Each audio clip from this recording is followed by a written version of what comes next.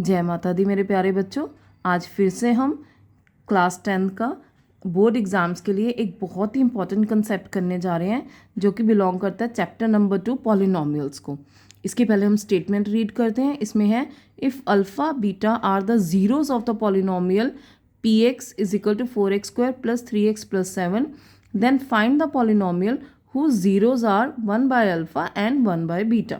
अब ये स्टेटमेंट ऐसे भी लिखी जा सकती है, then find the polynomial whose zeros are reciprocal of above polynomials. Reciprocal word भी यूज़ कर सकते हैं।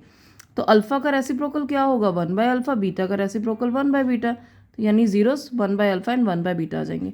तो नया पॉलिनोमियल क्रिएट करने से पहले हमें इस पॉलिनोमियल के sum of zeros and product of zeros निकालने पड़ेंगे। अब पॉलिनोमियल जो हमको गिवन है, सम हम स्टार्ट करते हैं। पॉलिनोमियल हमें गिवन है 4x² + 3x + 7।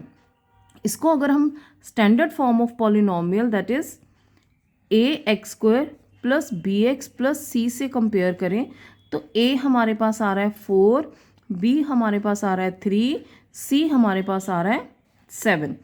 अब इसमें मुझे इस पॉलिनोमियल के जो ज़ीरोज़ गिवन है अल्फ़ा बीटा गिवन है, तो सम ऑफ ज़ीरोज़ यानी अल्फ़ा प्लस बीटा, इसका फॉर्मूला क्या होता है -b/a। ये हमारा आएगा -3/4। एंड प्रोडक्ट ऑफ ज़ीरोज़ यानी अल्फ़ा इंटू बीटा, इसका फॉर्मूला होता है, हमें पता है c/a। तो ये आ गया 7/4। ये फॉर्मूला बहुत ज़रूरी है MCQs में, 2 मार्क्स में ये बहुत यूज़ होता है कि सम ऑफ ज़ीरोज़ यानी alpha plus beta is equal to -b/a and product of zeros यानी alpha into beta is equal to c/a। ठीक है, ये हमने दोनों अब निकाल के रख लेने हैं। अब हम क्रिएट करेंगे नेक्स्ट पॉलिनोमियल। तो नेक्स्ट पॉलिनोमियल को क्रिएट करने के लिए हमें उसके ज़ीरोज़ को समझना है। ज़ीरोज़ हैं 1 by alpha and 1 by beta. To create new polynomial, इसके लिए हमको क्या चाहिए, नए पॉलिनोमियल के sum of zeros and product of zeros. अब जो नया पॉलिनोमियल है उसके सम ऑफ ज़ीरोज़ क्या होंगे, क्योंकि ज़ीरोज़ क्या है alpha 1 by alpha and 1 by beta, तो सम ऑफ ज़ीरोज़ हुए 1 by alpha plus 1 by beta. यहाँ मैंने LCM लिया क्योंकि मुझे नहीं पता तो मैं वैल्यूज़ भर नहीं सकती और मैं इसको सॉल्व करूँगी। अल्फ़ा बीटा प्लस अल्फ़ा, मैं आपको ये कहना चाह रही थी मैंने ज़ीरोज़ नहीं निकाले इस पॉलिनोमियल के, तो इसीलिए मैं अल्फ़ा बीटा की वैल्यू नहीं पुट कर सकती। मुझे सम ऑफ ज़ीरोज़ और प्रोडक्ट ऑफ ज़ीरोज़ मैंने निकाले हैं, तो मैं उस फॉर्म में इसको बिल्डअप करूँगी, इसलिए मुझे इसको पहले सॉल्व करना पड़ेगा। मैंने क्या किया, LCM लिया, इसके पास अल्फ़ा है तो इसको मैंने बीटा दे दिया, इसके पास बीटा है तो इसको अल्फ़ा दे दिया, तो ये आ गई मेरे पास alpha plus beta upon alpha beta. अब अल्फ़ा प्लस बीटा भी मुझे पता है और अल्फ़ा बीटा भी मुझे पता है, मैं उसकी वैल्यू भर दूंगी। अब ये आएगा -3/4 एंड 7/4। और हमें पता है कि जब डबल फ्रैक्शन आ जाए यानी न्यूमरेटर में भी एक फ्रैक्शन और डिनोमिनेटर में भी अनदर फ्रैक्शन, तो ऊपर वाले का डिनोमिनेटर नीचे आ जाता है और नीचे वाले का डिनोमिनेटर ऊपर चला जाता है। यहाँ ये 4 एक दूसरे को काट देंगे तो -3/7, यानी जो अब हमने एक नया पॉलिनोमियल क्रिएट करना है उसकी सम ऑफ ज़ीरोज़ हमने सॉल्व करके -3/7 निकाल ली। अब मैं निकालूंगी ऐसे ही प्रोडक्ट ऑफ ज़ीरोज़, और प्रोडक्ट ऑफ ज़ीरोज़ यानी ज़ीरोज़ क्या है 1 by alpha and 1 by beta, इनकी प्रोडक्ट। ये बन गया 1 × 1 1 अल्फ़ा बीटा। यहाँ मैं वैल्यू भर कर दूंगी, मेरे पास अल्फ़ा बीटा की वैल्यू है 1/7/4। और अभी मैंने बोला जो नीचे वाली फ्रैक्शन होती है उसका डिनोमिनेटर ऊपर चला जाता है, तो ये 4/7 हो जाएगी। अब पॉलिनोमियल क्रिएट करने के लिए जैसे हमने ये रटना है कि सम ऑफ ज़ीरोज़ का फॉर्मूला ये है, प्रोडक्ट ऑफ ज़ीरोज़ का फॉर्मूला ये है, वैसे हमें एक और फॉर्मूला रटना है कि हमें new polynomial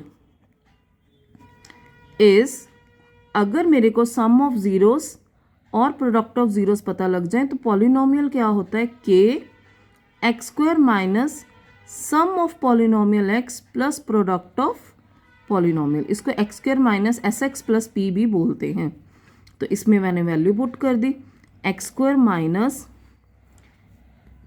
some is -3/7 x plus 4/7।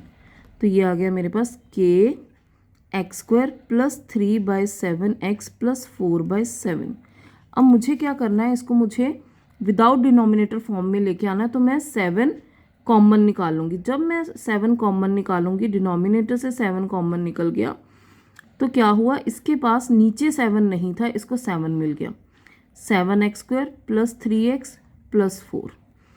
ठीक है, इस स्टेप को आप अगर ये स्टेप समझ नहीं आया ऐसे भी कर सकते हो कि 7 का मैंने एलसीएम लिया, 7x square plus 3x plus 4, और अब 7 बाहर आ गया, k/7, 7x square plus 3x plus 4। ठीक है, आप ऐसे भी कर सकते हो, आप ऐसे भी कर सकते हो, जैसे आपको समझ में आए।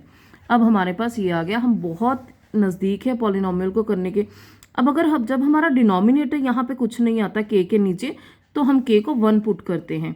बट जब हमारे पास डिनोमिनेटर है k के नीचे, तो उसको कैंसिल करने के लिए तो यहाँ पे मैं क्या करूँगी, पुट k = 7। तो मेरा पॉलिनोमियल आ जाएगा 7/7 7x square plus 3x plus 4, और ये 7 कट गए, तो मेरे पास पॉलिनोमियल आ गया 7x square plus 3x plus 4 is the required polynomial. और एक चीज़ हमेशा याद रखना, जब हमें पॉलिनोमियल पूछा जाए तो हमें यहाँ पे पॉलिनोमियल की, जैसे इन्होंने px नेमिंग दी है, हमें यहाँ नेमिंग भी देनी होती है, तो हम यहाँ पे ऐसा करते हैं qx में ले लेते हैं। आप px गिवन है, आप qx rx कुछ भी ले सकते हो। तो ये पॉलिनोमियल qx में बन गया। ठीक है, तो ये हमारा पॉलिनोमियल बन गया qx = 7x square plus 3x plus 4। ये हमारा हुआ। ये बहुत ही इंपॉर्टेंट कंसेप्ट है, इसको अच्छी तरह से समझना और इसकी प्रैक्टिस भी ज़रूर करना। और अगर आपके मन में कोई ऐसा सम है, आपको कुछ सोल्यूशन चाहिए, आप चाहते हो कि मैं उसके ऊपर वीडियो बनाऊं, तो आप मुझे ज़रूर कमेंट में सेंड करें स्टेटमेंट उसकी, मैं उसके ऊपर डेफिनेटली वीडियो बनाऊंगी। Thank you, good luck.